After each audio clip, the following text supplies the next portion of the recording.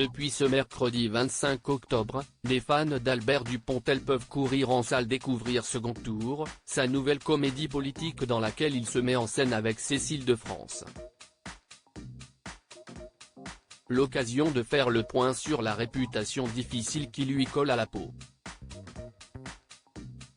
Rares sont les cinéastes et les réalisateurs à dire tout haut ce que tout le monde pense tout bas. Albert Dupontel, lui, en fait partie.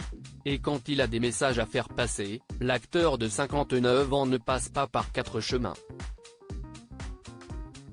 Dans Second Tour, sa comédie en salle ce mercredi 25 octobre avec Cécile de France, qu'il retrouve sur grand écran, Albert Dupontel campe le personnage de Pierre-Henri Mercier, un candidat dans la course à l'Élysée dont la campagne présidentielle est scrutée à la loupe par deux journalistes.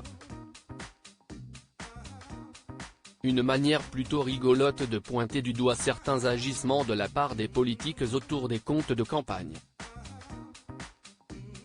Si le principal objectif de ces films est d'amuser et de divertir, Albert Dupontel ne peut s'empêcher de glisser quelques messages importants à ses yeux, lui qui peine désormais à comprendre le monde moderne et certaines des décisions prises par les gouvernements. Albert Dupontel n'est pas du genre à tourner cette fois sa langue dans sa poche, mais il n'en a pas besoin. Ses discours sont très souvent criants de vérité, comme lorsqu'il parle de la Coupe du monde de football organisée au Qatar, boycottée par beaucoup. Ils sont soupçonnés de subventionner le Hamas. On donne de l'argent à un pays qui finance une organisation qui va détruire notre civilisation, admet-il dans Paris Match. Le football a été inventé par la démocratie, l'Occident des malades de l'argent. Ces coups de gueule et ces coups de sang, qu'ils soient subtils ou non, font la réputation d'Albert Dupontel. Lui, qui se considère comme angoissé et impatient, a néanmoins du mal à accepter qu'on le considère comme un homme difficile. Je travaille depuis 20 ans avec les mêmes personnes. Est-ce que cela serait le cas si j'étais difficile ? On me parle encore, 15 ans après, du moment où j'ai quitté un plateau, car le journaliste n'avait pas vu le film.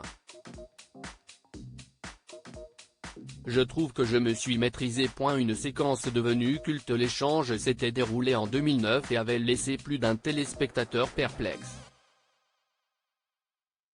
À l'époque, Laurent Bignola, présentateur d'un journal de France Télévisions, devait interviewer Albert Dupontel pour la sortie de sa comédie, Le Vilain, dans lequel il donnait la réplique à Catherine Fro.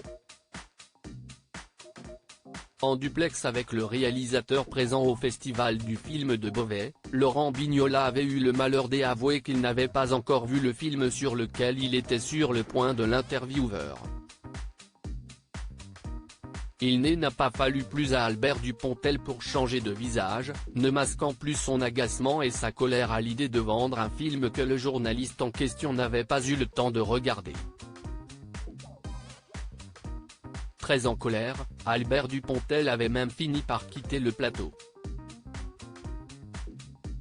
Les relations se sont heureusement détendues depuis entre l'acteur et le journaliste.